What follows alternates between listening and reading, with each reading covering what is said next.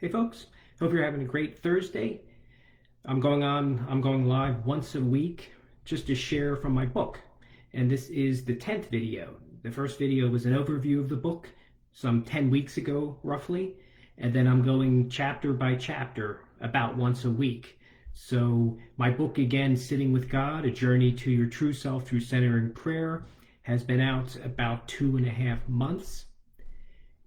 We're going to take a look at chapter 9, the historical Jesus, an overview.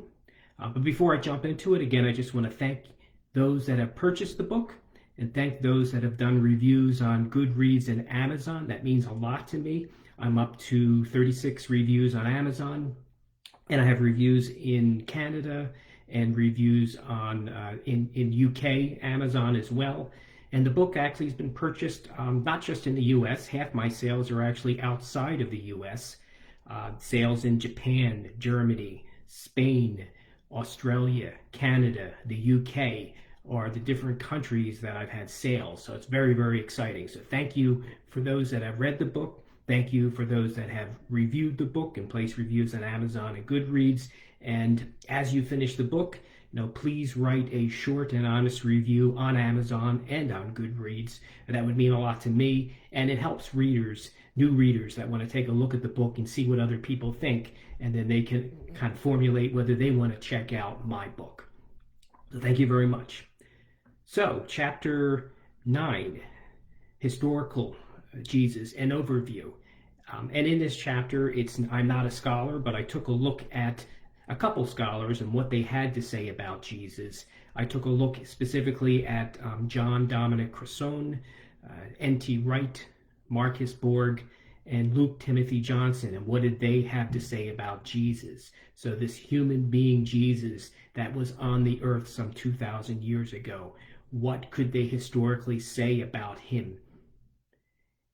And I won't go into specifics because I want you to read it in the book. But we talked about in the book, discussed where was Jesus born, discussed that Jesus' family was poor. They were the second lowest rung in society. Talked about that Jesus was Jewish, and that Jesus did not create Christianity. Jesus reformed Judaism. Talked about his work as a woodworker. Talked about John the Baptist baptizing him, and then how that changed him, and off he went into his ministry. And in this chapter, I talk about what is the kingdom of God, and there's some debate about what is the kingdom of God. And I discussed that it is both inner transformation and it is social transformation. Helping those that need help. The marginalized in the world and in society. Talked about the kingdom of God is available now. It's not just a future event, it's now. And that it really is loving God, loving others, loving ourselves, loving our enemies. Radical inclusion. Everybody's accepted. Everybody has a seat at the table. And it's even, that our inner thoughts are just as bad, or I won't say bad, but our inner thoughts have consequences, same as our outer actions. So what we think, Jesus kind of warned us to think about. What do we need to think about what thoughts are we putting in our head. And then I also discussed that Jesus taught in parables, and that he made people think and figure things out for themselves, and he often answered questions with a question. So those are some of the things I discuss in the chapter, because I believe I'm sitting with Jesus during my silent sit. And Jesus is a paradox, because Jesus, I believe, was God in human, the incarnation of God. He was human and God at once. So this chapter specifically is studying, the human actions of Jesus. But Jesus lives on. We're still talking about Jesus some 2,000 years later.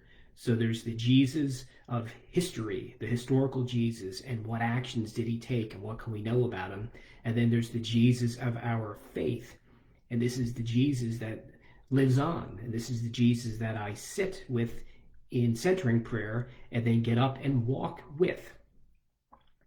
So those are some of the things I talk about in this chapter. and then ask some questions for discussion and reflection at the end. The first question is, what, if anything, surprised you about the life of Jesus in this chapter? And that's really more for you to think about as you read what I learned about Jesus and what some of these scholars said about Jesus. Was there anything that surprised you about it? I mean, maybe some people think Jesus was a Christian, and Jesus really was Jewish, and Jesus reformed Judaism. Question 2, what do you believe was the kingdom of God that Jesus announced? And that's an interesting and fun one, because everybody has their own thoughts around that. You know, I strongly believe that the kingdom of God is now, not in the future, and the kingdom of God is within. You know, it's inner transformation, and how we take this inner transformation and act and conduct ourselves in the world by loving people, loving others, loving our enemies, and being empathetic and compassion, and taking care of the community. Number 3, do you agree with Marcus Borg's 4 strokes of Jesus? And I won't go too much into that, but you'll have to look in the book to see that. But, he talks about Jesus being a spirit person, one with the Father, one with God. He talks about him being a wisdom teacher and teaching in parables. He talks about him being a social prophet, where he wanted change and he wanted society to be taken care of. And he talked about him being a movement founder, that he founded Christianity, and really by reforming Judaism. And the question is, do you believe or agree with some of the things Marcus Borg has to say that I mentioned in this chapter? I mean, the one thing I'll add, because I take it to the next level, for me, is Jesus was God in human form. He was the incarnation of God. And I'm not quite sure if Marcus Borg went that far in some of his studies, but I believe Jesus was the human incarnation of God, that he was God and human at once. And then the last question, why do you think some 2,000 years later we are still speaking about this man Jesus? Which is a great question. Here we are 2,000 years later, and we're still talking about Jesus. And for me, something spectacular happened. Jesus came, Jesus taught, Jesus died, Jesus was resurrected, and we're still talking about this remarkable man and event. And for me, it's very important. And as I mentioned earlier, I sit with Jesus during my centering prayer sits, and then I get up and walk with Jesus. Jesus and I partner. We partner in our sits, and we get up and walk together through my daily life. So that's all. I just wanted to pop on, talk a little bit about chapter 9, because I think it's very important to study the historical Jesus. Who was this Jesus? What did he do? What are some things we know about him? So again, thanks for all the folks that have read the book. Thanks for all the folks that are going to read the book. And as you get the book, feel free to reach out to me. Let me know you've got it. Let me know what you think.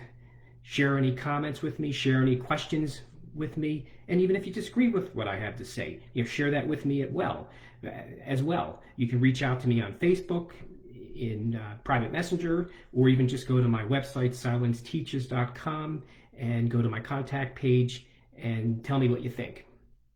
So again, thanks for everybody for listening at this point. See, Susan Potter has popped on. Thanks a lot. And you're saying, I found your questions for reflection in the book very helpful. That's great. Glad to hear that. And it's even fun for me to read them and then respond to them. And my answers probably will keep changing as I continue to grow and move on this journey. So again, thanks for everybody who's watching now, and thanks for everybody who will watch it on the replay. And I hope everybody has a great rest of the day wherever you are. Much love to all of you. Take care.